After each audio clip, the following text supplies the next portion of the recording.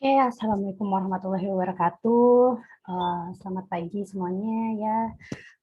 Semoga kita selalu dalam keadaan sehat. Untuk materi imunologi hari ini, kemarin sebelumnya kan Ibu udah memberi tugas atau sedikit mengenai gambaran tentang CRP.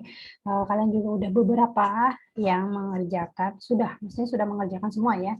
Di kolom komentar Edmodo sudah dikirimkan. Terima kasih buat yang mengirimkan, buat yang sudah mengirimkan dan semuanya. Semoga kita selalu sehat ya. Oke, untuk selanjutnya ini Ibu akan jelaskan sedikit ya. Kalau dari kalian aja mungkin kayaknya kurang kurang klop gitu ya. Jadi Ibu akan jelaskan sedikit terkait dengan CRP atau lebih disingkat dengan C reaktif protein ya. Apa sih CRP itu? Nah, ini coba kita lihat. Jadi CRP itu adalah blood test marker atau penanda tes darah untuk inflamasi dalam tubuh ya. Jadi CRP itu akan diproduksi di hati dan levelnya itu dapat diukur menggunakan testing di darah. Nah, CRP itu diklasifikasikan sebagai akut fase reaktan, yaitu di mana level ini akan kontribusinya adalah respon terhadap dari inflamasi ya, jadi atau inflamasi atau peradangan. Oke, next. Jadi CRP itu untuk untuk penanda akut fase protein itu karena ada reaksi cepat dan atau kuat atau sebagai penanda terkuat ya, informasi terkuat dan actual clinical situation, jadi penanda secara kuat secara klinikal dan hasil CRP secara langsung dan kuantitatif itu dapat diukur dan itu sebagai akut fase reaction, jadi reaksi secara akut gitu. Kondisi saat itu seperti apa sih, peradangan saat itu terjadinya seperti apa, itu dilihat dari C reaktif protein. Jadi tadi C reaktif protein itu dihasilkan di hati ya kan, dihasilkan di hati terus bisa diukur di dalam darah. Oke, terus oke.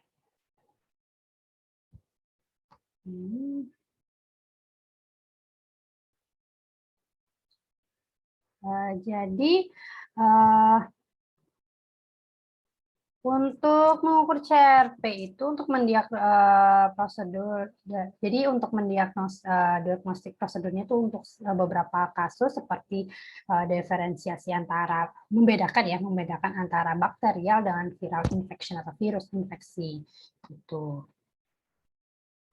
Bentar, oke, sepertinya ketutupannya. Oke, and then, nah untuk extremely elevated CRP atau untuk hasil CRP yang tinggi biasanya itu tersugesti biasanya infeksi karena bakteri, ya kan? Jadi menghasilkan kadar CRP yang tinggi.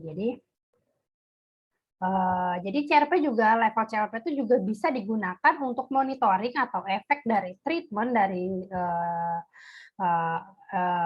deteksi awal, postoperatif komplikasi atau intercurrent infection, jadi atau infeksi gitu. Jadi untuk monitoring juga ini bisa. Jadi kadar CRP itu bisa digunakan untuk monitoring dari treatment atau pengobatan secara digunakan ya.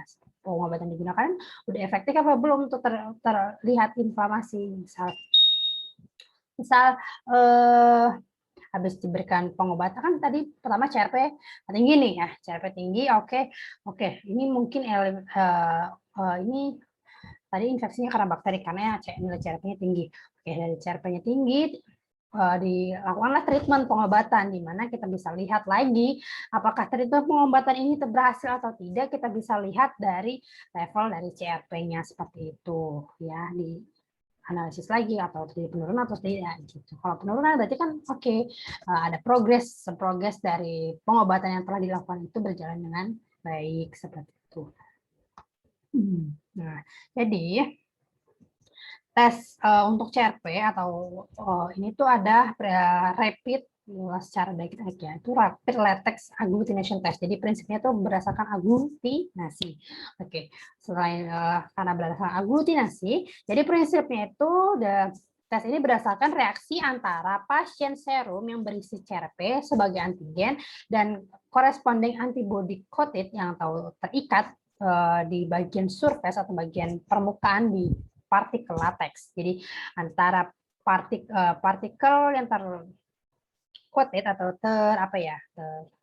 terimobilisasi itu akan terjadi reaksi berupa aglutinasi ketika antigen itu mempresentasikan atau memang ada di dalam serum yang atau CRP itu memang ada di dalam serum. Jadi antara coated antibody atau antibody yang dimobilisasi oleh surface latex itu atau bagian dari permukaan latex itu ya. Jadi kan ada antibody dimobilisasi atau ditanam di dalam permukaan lateksnya, kemudian direaksikan dengan serum yang berisi dengan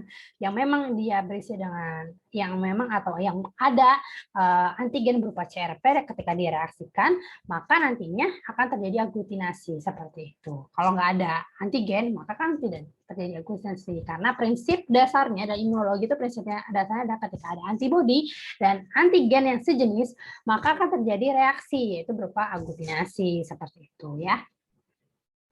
Oke.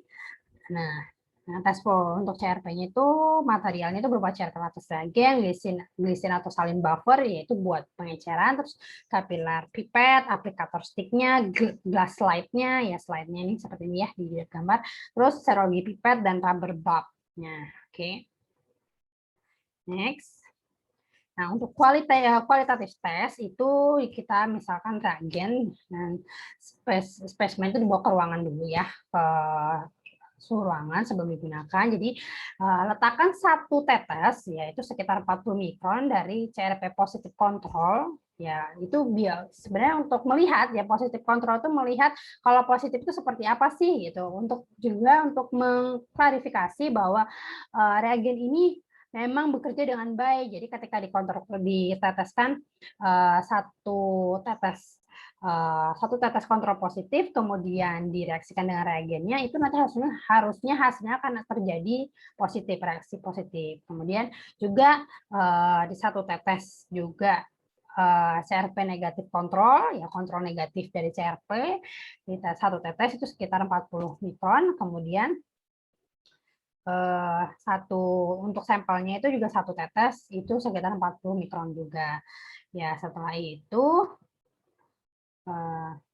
diteteskan juga satu tetes CRP latexnya, terus mix dengan baik with provide stirring stick ya, dengan stirring sticknya dengan stick pengaduknya, kemudian di rotator atau boleh digoyang-goyangkan ini selama 2 menit dan baca di bawah sinar lampu yang jelas gitu. Jangan bacanya itu di tempat yang gelap karena tidak akan terlihat aglutinasinya. Dan kalau bisa slide-nya itu yang kan macam-macam ya slide itu. Jadi kalau CRP ini biasa harus digunakan slide yang background-nya hitam karena nanti aglutinasinya kan warna pasnya bentuknya warna seperti putih ya. Seperti itu. Nah, jadi kalau positif seperti ini, negatif seperti ini. Nah, ini untuk CRP positif, kontrol positif ya. Kontrol positifnya seperti ini, untuk kontrol negatifnya seperti ini. Jadi ini untuk sampelnya. Berarti kalau sampelnya seperti kontrol negatif, berarti hasilnya negatif. Tapi kalau sampelnya nanti berisikan butiran-butiran hasil seperti ini, berarti hasilnya positif gitu ya. Oke, interpretasinya. Untuk kualitatif tes ini untuk negatif reaction specific awareness observe with CRP negative control ya kan, untuk positif untuk reaksi kontrol indicate bahwa agglutination itu harus reaksinya memang terbentuk secara sempurna ya. Untuk kualitatif tes ini negatif dan positif.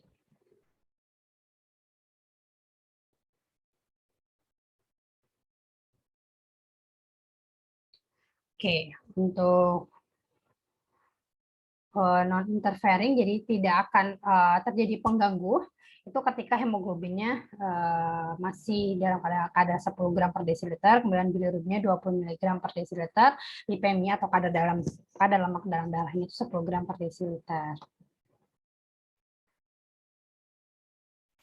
So, high CRP concentration tadi itu kan kualitatif, sebenarnya ada semi kuantitatifnya. Jadi dari pengeceran nanti Ibu akan jelaskan lagi di metode pengecerannya ya. Ibu akan jelaskan seperti apa metode pengeceran. Sebenarnya kalau kalian bisa kayak Widal, ya kan kemarin sebelumnya kan Ibu sudah jelaskan tentang prinsip Widal ya. beda dan pembicaraan seperti apa. Nah, itu nggak beda jauh dari situ untuk pembicaranya. Nah, untuk kalau nanti untuk kualitatifnya Ibu akan semi kuantitatifnya Ibu akan baca apa? Ibu akan berdasarkan sumber dari Kit Insert ya.